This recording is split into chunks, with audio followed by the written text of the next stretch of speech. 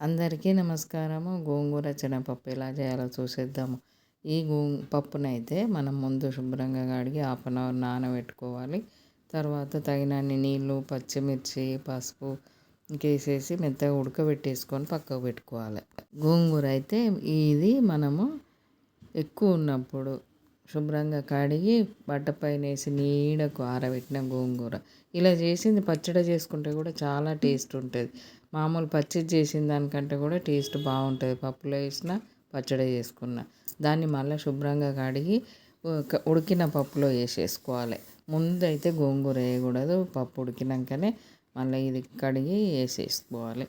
తగినంత సాల్ట్, కారం వేసి మంచిగా కలిపేసి మళ్ళీ పొయ్యి మీద పెట్టి 2 విజిల్లు రానివ్వాలి. తాలింపు అయితే రెడీ చేసుకుందాము.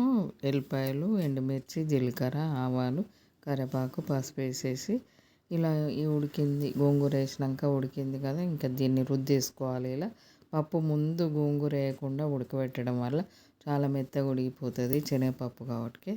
ఆ రుద్దిన శనగపప్పు గోంగూరలో ఈ తాలింపు పోసేసి మళ్ళీ కొంచెం సేపు ఉడకనిచ్చేయాలి. తాలింపు పోసినాక 2 నిమిషాలు ఉడకనియాలి. కొంచెం లూజ్గా ఉంచుకోవాలి. ముందు శనగపప్పు కాబట్టి చల్లారినాక గట్టి పడుతుంది.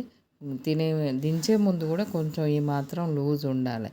ఇలా 2 నిమిషాలు ఉడికిన తర్వాత కొంచెం ధనియా పొడి వేసుకోవాలి. లాస్ట్కు కొత్తిమీర వేసుకున్నామంటే చాలా టేస్టీ గోంగూర పప్పు అయితే రెడీ అయిపోతుంది. శనగపప్పుతోటి చాలా టేస్ట్గా ఉంటుంది. ఇంకా దీనికి ఒకటే ప్రాసెస్. ముందు గోంగూర వేయకముందు శనగపప్పులో పచ్చిమిర్చి, సాల్ట్, పసుపు వేసి ఉడకబెట్టేసుకోవాలి. ఫ్రెష్ గోంగూర కంటే కూడా ఇలా వేసింది అయితే ఇంకా మంచి టేస్ట్ ఉంటుంది. ఇంకా ఈ పప్పు అయితే మనకు 2-3 రోజులు అయినా కానీ అస్సలు ఖరాబ్ కాదు. ఉన్న కొద్దీ టేస్ట్ ఇంకా చేపల కర్రీ కదా పెరిగినట్టే పెరుగుతూ ఉంటుంది ఈ గోంగూర పప్పులో. చేపల కర్రీ వండినాక 2 రోజులకు తినాలంటారు కదా, అలానే టేస్ట్ మారుతూ ఉంటుంది. టేస్ట్ మంచిగా వస్తూ ఉంటుంది తెల్లవారి కూడా. పులుపు కూరలు వండిన రోజు కంటే తెల్లవారే టేస్ట్ ఎక్కువ ఉంటాయి.